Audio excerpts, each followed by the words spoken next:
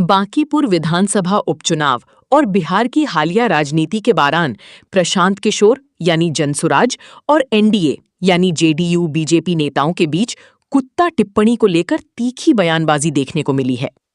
JDU, NDA और नीरज कुमार का पलटवार, लोकतांत्रिक मर्यादा का उल्लंघन। जेडीयू के मुख्य प्रवक्ता नीरज कुमार और एनडीए नेताओं ने प्रशांत किशोर के इस तरह के शब्दों के इस्तेमाल पर कड़ा ऐतराज जताया। उम्मीदवारों और जनता का अपमान। जेडीयू एनडीए का कहना था कि उम्मीदवारों या राजनीतिक प्रक्रिया के लिए ऐसी भाषा का प्रयोग करना बिहार की सम्मानित जनता और लोकतांत्रिक व्यवस्था का अपमान है। हताशा का प्रतीक। नीरज कुमार ने आरोप लगाया कि प्रशांत किशोर राजनीतिक जमीन खिसकने और चुनाव में हार के डर से भाषा की मर्यादा लांघ रहे हैं और अमर्यादित शब्दावली का सहारा ले रहे हैं। अब उसके बारे में मुझे कोई जानकारी नहीं है और आजकल एक नया दौर चला है, एक है पुलिस को इन्वेस्टिगेशन का अधिकार, अब आजकल एक पॉलिटिकल इन्वेस्टिगेशन चला है। अरे भाई, इसके लिए कैट है, कैट में जाकर के आवेदन कोई देगा। विपक्ष की राजनीतिक पार्टी को आवेदन देना चाहिए।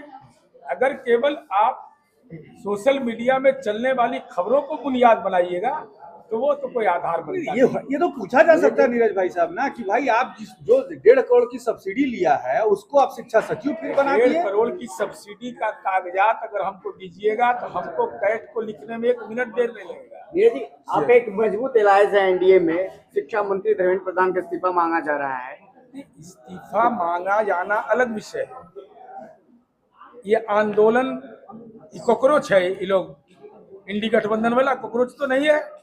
तो जो लड़ने का दावा कर रही है वह न्यायपालिका पर भी भरोसा नहीं है, फास्ट ट्रैक कोर्ट पर भरोसा नहीं है। अरे भाई, संसद में आरोप तय होगा ना, तो चलते संसद में आप भाग लीजिए, उसमें बहुत बातें खुल करके आएगी कि आपने राजस्थान में सरकार में, गहलोत सरकार में 15 बार प्रश्न पत्र लीक हुए थे, वो कौन जेल की सलाखों में है।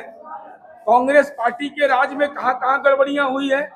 समग्रता में अगर छात्र हित की चिंता है तो पक्ष विपक्ष दोनों को यह चाहिए कि सख्त कानून बनाने में सलाह देना चाहिए और उसको पारित करना चाहिए। राजनीतिक गलियारे में चर्चा है कि आप लोगों के डर से तेजस्वी यादव नहीं आ रहे हैं कि केस खुलवा देंगे आप। ना, हम लोग के डर से नहीं। तो बहुत बड़े इंटरनेशनल रेटिंग उनका बढ़ गया है, बहुत बड़े उद्देश्य के लिए निकले हुए हैं। नहीं तो लोकेशन नहीं, पिता बीमार, चुनाव और स्थापना दिवस को पहले मनवा लेना, ये राजतंत्र है कि ये किसी के कहने से आ जाएंगे। सवाल है कि एक शिक्षा मंत्री अगर इस्तीफा दे देंगे तो क्या दिक्कत है? नीतीश कुमार ने भी इस्तीफा दिया था रेल जब हादसा हुआ था। तो अब हर व्यक्ति का मानक अलग अलग होता है, लेकिन मैं यह कह रहा हूँ कि सदन में आरोप तो तय हो जाए। क्या शिक्षा मंत्री की कोई भूमिका है? क्या शिक्षा मंत्री ने कोई ऐसा कारनामे में किसी को संरक्षण दिया है? तो ये आरोप सदन में क्यों नहीं लगाते हैं आप? 21 बच्चों ने सुसाइड किया है। नहीं, इसको मानक बताया। आप इसको इस रूप से जोड़ते हैं, वो जब तक कि कई सुसाइड करना अपराध माना जाता है, क्या वो उसी कारण से हुआ है? ये तो पुलिस इन्वेस्टिगेशन का विषय है, ये तो हमको जानकारी है नहीं।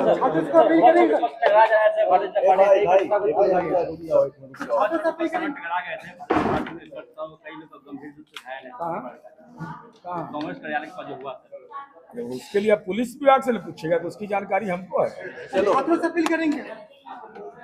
छात्रों से अपील यही है कि माँ पिता ने बड़ी उम्मीद के साथ आपको पढ़ाया है, उन उम्मीदों पर खरा उतरिए। तंत्र को ठीक किया जाना ही लोकतंत्र में चुनौती होती है। तो जो प्रक्रिया में गड़बड़ी है, सरकार जब स्वीकार कर रही है, गुनाहगार को सजा देने को तैयार है, सजा तक पहुंचाने को तैयार है, और ऐसी स्थिति में अपने पठन पाठन को जारी रखिए। ये नेताजी सब बच्चों का कैरियर बर्बाद करने पर आमदा हैं।